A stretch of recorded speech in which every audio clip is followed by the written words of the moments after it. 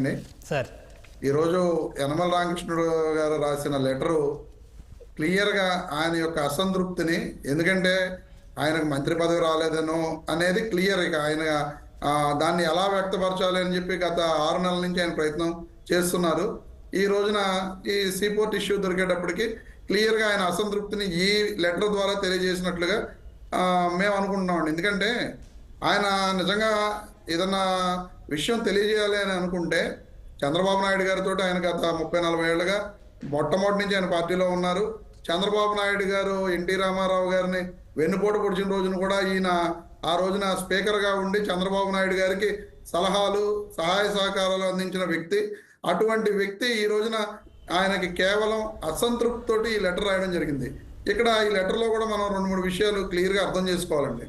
ఆయన కులాలను మెన్షన్ చేస్తూ ఎప్పుడూ కూడా, ఎందుకంటే యనమల రామకృష్ణుడు గారు ఈ విధంగా కులాలను మెన్షన్ చేస్తూ కానీ లేదా ఈ రకంగా అసంతృప్తి వ్యక్తం చేస్తూ రాసిన లెటర్లు గత ఆయన రాజకీయ జీవిత చరిత్రలో మరి నేనైతే ఎప్పుడూ చూడలేదు.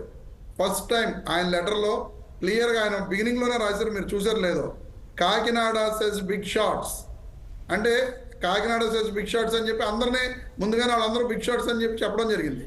ఆ తర్వాత కేవీ రావు గారి గురించి బ్రాకెట్లో చౌదరి అని చెప్పి, ఆ తర్వాత ఆయన తక్కువ రేట్లకు కొట్టేసి ఆయన దాన్ని మళ్ళీ జిఎంఆర్ గారికి 100 కోట్లకు అమ్ముకున్నాడని జిఎంఆర్ గారినేమో వైశ్య అని చెప్పి, ఆ తర్వాత జిఎంఆర్ గారేమో అరబిందోకి బినామీ ఆఫ్ జగన్మోహన్ రెడ్డి ఆయనకి అమ్మారని చెప్పి 1000 కోట్లకు అమ్మారని చెప్పి అక్కడేమో అది రాసి, ఆ తర్వాత మళ్ళీ దివీస్ మురళీ గారికి 500 ఎకరాలు దాంట్లో కూడా ఫ్రాడ్ జరిగిందని చెప్పి ఆయన్ని మురళీ చౌదరి అని రాసి, ఇలా రకరకాలుగా మరి ఆయన కుల ప్రస్తావనలు తీసుకుని వచ్చి ఆ కుల ప్రస్తావనలో బీసీలకు అన్యాయం జరిగిపోయింది. ఇక్కడ ఫిషర్మెన్కి బీసీలకి దోచేశారు, వీళ్ళు లూట్ చేశారంటే అగ్ర కులాలు ఈ బీసీలని లూట్ చేసేసినారు అని చెప్పి ఆయన డైరెక్ట్గా ఆ లెటర్లో మెన్షన్ చేయడం జరిగింది. ఇక్కడ మనందరం కూడా ఆలోచించవలసిన విషయం ఏంటంటే, బలరాం గారు, ఈ అన్ని ఇష్యూస్ జరుగుతున్నప్పుడు కూడా ఇప్పుడు మన బాబ్జీ గారు చెప్పినట్లుగా యనమల రామకృష్ణుడు గారు ఎమ్మెల్యేగా ఉన్నారు, మంత్రిగా ఉన్నారు, ఎమ్మెల్సీగా ఉన్నారు, లీడర్ ఆఫ్ అపోజిషన్గా ఉన్నారు. ఎప్పుడూ కూడా ఆయన ఈ వ్యవహారాలను మాట్లాడిన సందర్భాలు మనం చూడాలి.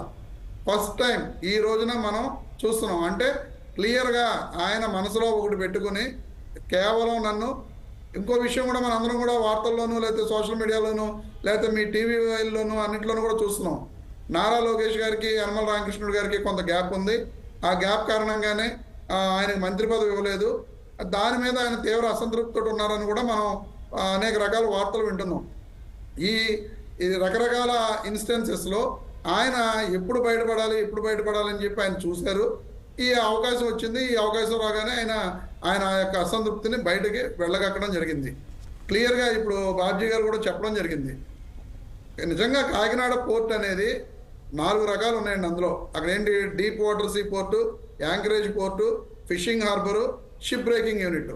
ఈ 4 రకాల్లో వాటా ఉన్నది ఎవరికైనా సరే, వీళ్ళు అమ్మకాలు జరిగినా లేకపోతే ఇంకోటి జరిగినా, మా సీనాన్ని అన్నాడు గొంతు మీద కత్తిపెట్టి రాయించేసుకున్నారని చెప్పి. ఆ గొంతు మీద కత్తిపెట్టి రాయించేసుకున్నా జరిగింది కాకినాడ డీప్ వాటర్ సీ పోర్ట్లో తప్ప ఈ యాంకరేజ్ పోర్ట్కి వీటికి సంబంధం లేదు. కానీ ఈ నవంబర్ 4వ తారీఖు నుంచి ఎప్పుడైతే ఈ అక్కడ బియ్యం రైస్ సీజ్ అయిందో, ఆ తర్వాత పవన్ కళ్యాణ్ గారు వెళ్ళారో, ఆ రోజు నుంచి కూడా వీళ్ళు చేస్తున్న దుష్ప్రచారం యాంకరేజ్ పోర్ట్ మీద. యాంకరేజ్ పోర్ట్లో ఎవరికి ఎటువంటి వాటాలు లేవు. అది స్టేట్ గవర్నమెంట్ అండర్లోనే ఉంది. ఆ స్టేట్ గవర్నమెంట్ సంబంధించిన పోలీసులే చూస్తున్నారు. దాంట్లో 16 మంది కూడా వాళ్ళు స్టేట్ గవర్నమెంట్ ఏర్పాటు చేసిన సెక్యూరిటీ తప్ప ఎవరికి వాటాలు లేవు అనేది అందరికీ తెలిసిన విషయం. కానీ వీళ్ళు ఎంతసేపు చెప్తుంది ఏంటంటే, అరబిందో వాళ్ళ ద్వారా ఇది జరిగిపోతుంది, వాళ్ళు జగన్మోహన్ రెడ్డి గారి మనుషులు, జగన్మోహన్ రెడ్డి గారి ద్వారా ఈ బియ్యం పీడిఎస్ రైస్ బియ్యం గ్రీన్ ఛానల్ ఇది ఎండియూ వెహికల్స్ ద్వారా వెళ్ళిపోతుంది, గ్రీన్ ఛానల్ ఏర్పాటు చేశారు.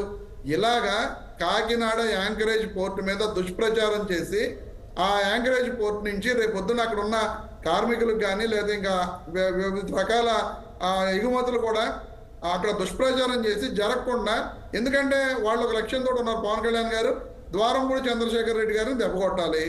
ఆయన దెబ్బ కొట్టాలంటే ఆయన అనుకున్నది ఏంటంటే, ఈ పీడిఎస్ బియ్యం అంతా ఆయనే ఎక్స్పోర్ట్ చేస్తున్నారు అనేది ఆయన యొక్క అపోహ, పవన్ కళ్యాణ్ గారిది అపోహ. ఆ అపోహలో ఆయన ఈ ద్వారంపూడి చంద్రశేఖర్ రెడ్డి గారిని దెబ్బకొట్టడం కోసం ఈ యాంకరేజ్ పోర్టు ద్వారానే జరుగుతుందని చెప్పి క్లియర్గా ఆయన అక్కడికి వెళ్ళి చెక్ చేయడం జరిగింది. అందులో ఉన్న ఆ రోజున 650 మెట్రిక్ టన్నులు అని చెప్పి క్లియర్గా చెప్పారు. కానీ ద్వారంపూడి ఓపెన్ గానే అనౌన్స్ చేశాడు కదా సార్, దేశంలో ఎక్కడా లేని విధంగా నేను ఎక్స్పోర్ట్ చేసిన ఇక్కడ నుంచి నేను బరాబర్ చేసిన కావాలంటే చూడండి అని రికార్డు చూపించాడు ఆయన. నా నెక్స్ట్ లైన్ నేను అదే చెప్తున్నానండి. ద్వారంపూడి చంద్రశేఖర్ రెడ్డి గారు మొన్న 6 నెలలు అయిపోయింది, నేను 6 నెలల తర్వాత మాట్లాడతానని చెప్పి చెప్పడం జరిగింది. ఇప్పుడు 6 నెలలు అయిపోయింది కాబట్టి నేను ప్రెస్ మీట్ పెట్టి చెప్తున్నాను, నేను ఎక్కడా రైస్ వ్యాపారం అనేది ఇలాంటి పీడిఎస్ రైస్ అనేది నేను ఎక్కడా చేయట్లేదు, నాకు సంబంధం లేదు. మీరు ఎక్కడ కావాలంటే అక్కడ చెక్ చేసుకోవచ్చు, చెక్ చేసుకుని నా మీద ఏమైనా అభియోగాలు నిరూపణ అయితే నన్ను మీరు అరెస్ట్ చేయాలనుకుంటే అరెస్ట్ చేసుకోవచ్చు కూడా అని చెప్పి ఆయన డైరెక్ట్గా చెప్పడం జరిగింది. చెప్పినా సరే వీళ్ళు ఎక్కడో చోట ఆయన ఇబ్బంది పెట్టాలి, ఆయన పట్టుకోవాలని చెప్పి పీడిఎస్ రైస్ బియ్యం దాని మీదకి వచ్చిన వ్యవహారాన్ని తీసుకెళ్లి ఆ రొయ్యల ప్రాసెసింగ్ యూనిట్ల మీద పడ్డారు. అక్కడ ఏదో పొల్యూషన్ వస్తుందని చెప్పి అతను ఏదో క్లోజ్ చేయించారు.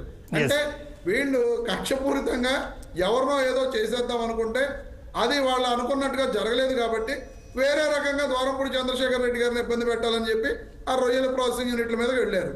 ఇంకో విషయం అండి, ఇక్కడ ఇంకోటి ఏంటంటే మా శ్రీనివాసన్ ఇందాక కూడా చెప్పడం జరిగింది, వయసు రీత్యా కొంతమంది తగ్గాల్సి ఉంటుంది, కొత్త కొత్త నాయకులు వస్తారు, ఆ నాయకులకు అవకాశాలు ఉంటుంది కాబట్టి ఇవ్వలేని పరిస్థితులు ఉంటాయని కూడా మొన్న మా విజయసాయి రెడ్డి గారు కూడా చెప్పింది అదేనండి.